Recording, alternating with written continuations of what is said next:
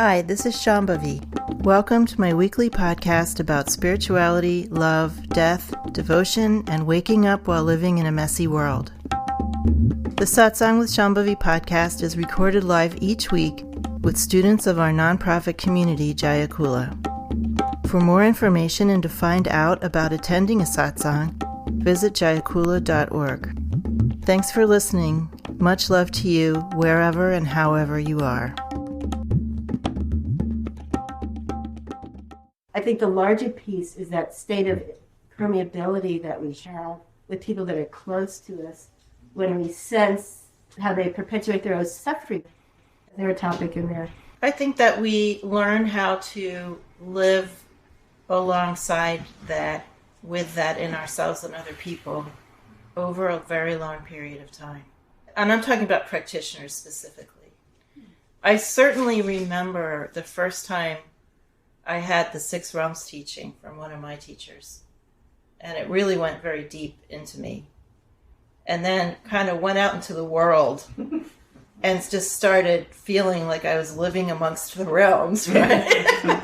I was just watching people loop through repeatedly all of the stuff that was harming them that they couldn't stop.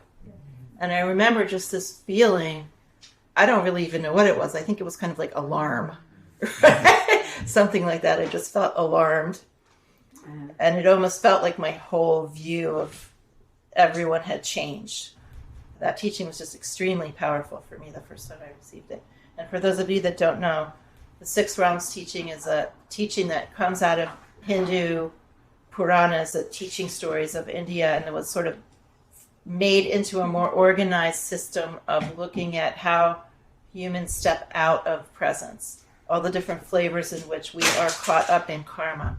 There's basically 6 realms, or big containers that describe the basic ways that human beings express karma. That is repetitive, compulsive behavior, feelings, activities.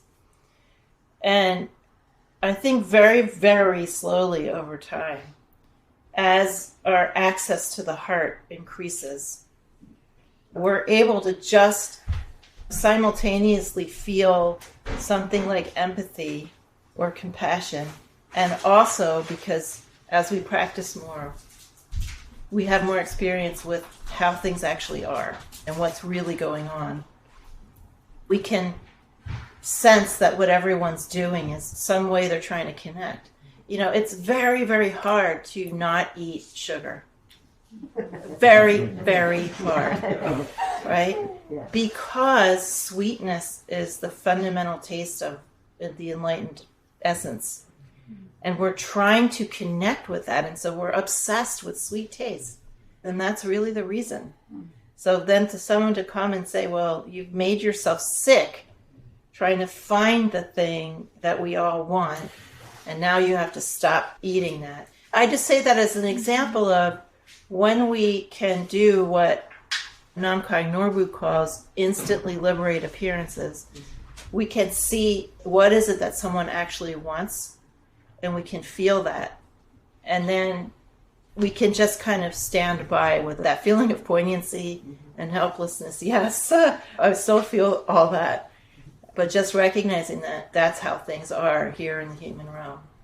I think for me, I grew up with just this tremendous optimism and, in a sense, rose-colored glasses. And I thought that by the time we were in 2023, we'd all be living like the Jetsons, or it'd be like Star Trek or something.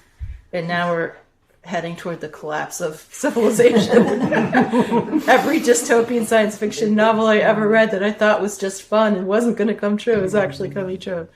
That was part of that for me, like having to reconcile myself to the fact that the future wasn't going to be the future I thought we were going to have. I mean, I know that a lot of people don't feel that same way, but for whatever reason, I just have suffered from optimism. It's the same thing. It's just having to reconcile ourselves to what is and how things actually are, and at the same time, doing the work and making the effort not to contract, but to feel and see into what's actually happening. What we want to do is less managing and more increasing our capacity. There's a whole discourse around empathy right now, which I find a bit disturbing. It's almost like Darvo. Like empathy's become like this Darvo moment. Defend, attack, reverse, victim, and oppressor. Where now the people with empathy are saying we're hurting them with our feelings. And somehow having empathy or being empathetic or an empath, as people like to say, is somehow being pathologized. What we really need to do is let those feelings in and try to increase our energetic muscles so we can hold and digest those feelings. But then we can't do it all the time because we're not totally enlightened. Then it's like knowing when we can't do it and backing off. What we shouldn't do is put this narrative into place, which then becomes embodied. That somehow we need to protect each other from what we're feeling. That isn't the path that we're on. We're on a path of being able to feel and hold and work with everything. It's so messy. I mean, culture is messy, but our job as practitioners is not messy. It's just hard. Our job as practitioners is actually pretty clear, which is to be as perceptually open as possible, given our limitations. And it's like doing anything, let's say that we want to increase our strength physically. Every day that we do a little bit of weightlifting or biking or whatever we're doing, we're going to go like a little bit beyond what we did the day before. Doing assimilating breath is a good thing to do in those moments. That's a great integrated practice you can do when you feel you're contracting around feeling what someone else is feeling. It's just energy, and we can learn how to digest it better. Since we last spoke, there's a new-ish recognition of how much I have been performing in my life and as a spiritual practitioner. Maybe if you have any tips for just navigating. Well, don't be afraid of getting lost for a little while. Just think of that like when we have various concepts and compulsions that are running us, they are a lot more organized than what's underneath them. Speaking of giving rise to, they're generally a lot more organized than whatever is giving rise to them. And I think one of the skills of spiritual life is being able to sort of surf the more chaotic periods when we don't know who we are, what we're doing, or if we're going backward or forward, or our heads just kind of spun around. Just being able to kind of sit through those times and keep practicing, and just whatever happens, happens, and you keep being a sincere person putting one foot in front of the other. These are really valuable times and necessary times when we feel the groundlessness. We thought we were one way, we thought we were one kind of practitioner, and then that gets pulled away and we feel the groundlessness. That we don't really know what's going to happen, or who we thought we were isn't who we thought we were. All of that is actually what the path is. So yay. A tip I would have is just that when you start noticing contrivances, there's usually one or two that sticks out more. And just let yourself feel those things. Let the discomfort become very large. Because that's how the process works. Before we notice a contrivance, it's just normalized, and we don't even notice that we're being contrived. And then someone like me comes along and points it out, and it happens to be the right moment, so you notice it. And then it just becomes like glaring almost. And so that process of like it getting more and more uncomfortable and feeling more and more contrived, and us feeling just squirmy at our own contrivance, is how it dissipates. That's how the energy kind of rises up and then eventually pops and lets us be in less of a state of contrivance. The other thing that can happen, but this can't happen all the time, but sometimes if it's the right moment, we can notice some contrived thing that we're doing and we can just stop doing it. But that's not always the case. It's grace when that can happen. We can just stop doing it. And the trick there, or the tip there, is to not put anything in its place. So don't think, well, if I'm not doing this thing, how should I be if I'm not doing this thing? The question, how should I be, is another door open to contrivance. We shouldn't decide how to be. We should just be. And 100% of the time, when contrivance falls away, what is on the other side of it, if we don't put anything there forcibly, is greater intimacy, a feeling of greater intimacy. if that can happen, if you notice some particular form of contrivance that you can just drop and just stand out there blown in the wind and see what happens. But there's a whole series of contrivances in the genre you're talking about, which has to do with being actually uncertain of ourselves, wanting to be thought of as a special practitioner, or wanting to be the teacher's choice, or trying to seduce teachers into specially liking you or specially recognizing you. All of these things are contrivances that mask or deflect from you recognizing an uncertainty that you have about yourself, about what kind of practitioner you are, if you're good enough. And this question can only be raised in the context of a culture that gives a shit about whether or not you're a good practitioner, right? A culture where everything's being measured and there's a ladder and steps and levels for everything, and everything's being measured. If nothing was being measured and there were no ladders and no steps and no one cared how good of a practitioner you were, this uncertainty would not even arise, because we could just practice and not have the hubris to worry about whether we're a good practitioner or not. The truth of the matter is that being a good practitioner isn't something on which your self-worth should be staked. Being a good practitioner just means you're practicing. It doesn't mean what result you're getting, or how teachers feel about you, or what your rank is in a spiritual community, or any of that. None of that has anything to do with whether you're a good practitioner. You're always a good person. You can't do anything about that. Being a good practitioner just means you're practicing. It has nothing to do with what result you're getting. It's quite boring. It's not nearly as exciting as competing for the teacher's favor or doing extreme sadhanas that you then talk about on Facebook. So take from it what you will. Coming from the Gnostic background, the interpretation of non-dualism is different. Maya has a lot to do with it. In our interpretation, it's not an illusion, it's real. Can you explain, because I have not put my finger on it? What is meant in Trika by everything is real is that everything is a real experience. If you have the experience of being a separate body in space, that's a real experience. It's not your real condition. In other words, you actually aren't a separate body in space. You're actually continuous with everything else. But you're having an experience of separation, which is a real experience. And everything here, everything in manifest life, is an experience. God, or this alive and aware reality, or living presence, or Buddha, whatever you want to call it, doesn't really matter, Shiva nature, it is producing experiences. It's not producing things. Worlds are experiences, universes are experiences.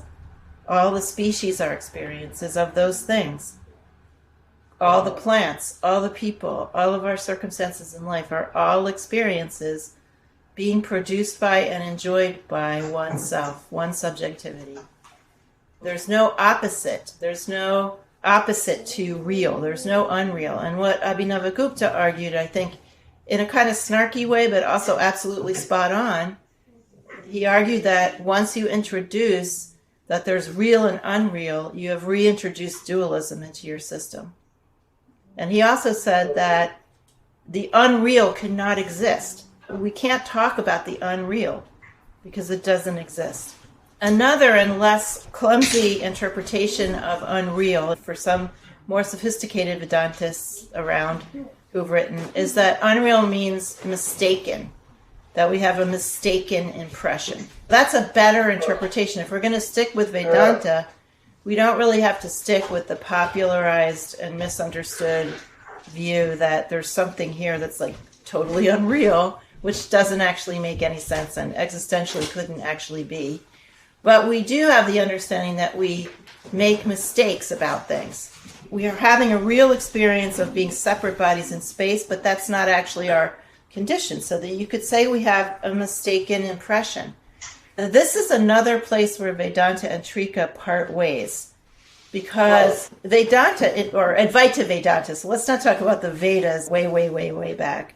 Let's talk about Advaita Vedanta, the more modern interpretation, which became much more moralistic than Vedanta was originally. It became more imbued with certain patriarchal and moralistic points of view that said that the material world is degraded in comparison to something called the spiritual. So Advaita Vedanta not only introduced this idea of the real and the unreal, but of the holy and the sinful, or the degraded and the perfect. These are also things that do not exist in Trika. So what Trika says is we aren't making mistakes, we aren't sinners, we aren't being fooled. Maya is not a horrible force in the world doing something terrible to us, making us have all these mistaken perceptions. What Trika says is that by natural design, through the natural artistry of Lord Shiva, we all show up in these different configurations, having what Abhinavagupta called more or less access to wisdom, more or less access to the understanding of how things actually are. He said there isn't even any such thing as ignorance. There is only less access to wisdom and more access to wisdom. There is also no concept of sin. There is no concept of bad or evil in Trika Shaivism. All things which have crept into Advaita Vedanta over time, creating more and more of a divergence and more, I think, dualism within a tradition that claims to be non-dual. But Trika is absolutely thoroughgoing in its approach to non-dualism, and says that as there's only one subjectivity here, and that subjectivity is full of wisdom and beneficence, then everything that's happening here is fine. Everything is fine. And our limitations are the artistry of this alive aware reality. Art is created through limitation. This is a teaching I have given many, many times. But if we want to, for instance, paint a painting, we can't paint it with every single color in the world. We have to choose a subset of colors. So in that sense, the painting is limited by the choice of color. We also can't paint it on an infinite canvas. We have to have some form, some limited form.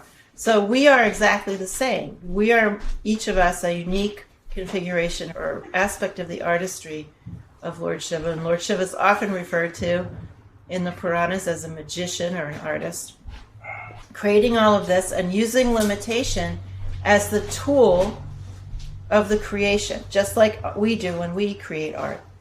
Maya is revered in Trika. Maya is, as I like to say, the goddess of diversity. She creates all of these diverse forms and experiences using the limiting tools called the kanchukas. If you know what they are, I won't get into those right now, but like, for instance, limitations on our sense of ourselves in space. That's one of the kanchukas. Right? We no longer feel like we're ubiquitous. We feel like we're in Portland, Oregon, on planet Earth. So these tools of limitation are the limitations that Lord Shiva is making on his own experience in order to have fun creating art and enjoying his own nature through that creation. So there's absolutely no sense of mourning about it, or disparagement of limited experience, or sense that we're dupes, that Maya is duping us and is some sort of evil force in the world. There's no sense that material experience is more degraded as opposed to so-called spiritual experience. All of these dualisms that have crept in, I think, through the door of just normal culture are not present in Trika Shaivism up to a certain point. But I think that even in Trika Shaivism, in some very contemporary iterations, some of those dualisms are creeping back in. But if we go back to the oldest texts that we have, and even not the oldest ones, but back to the 12th century and before that, we will find the most thoroughgoing explication of non-dualism, and even something beyond that. Abhinavagupta said these concepts like dualism and non-dualism are provisional. They don't really matter in the end, because in the end, there's just living presence and us being in that and experiencing that and being immersed in that. And there's no need for these concepts. And he called that experience beyond dualism and non-dualism Paramashiva, or Para. He called them both of those things, Para, the female form, and Paramashiva, the male form. He said there's something that doesn't need any of these words or definitions that we come to be immersed in, and there's no point in saying what it is.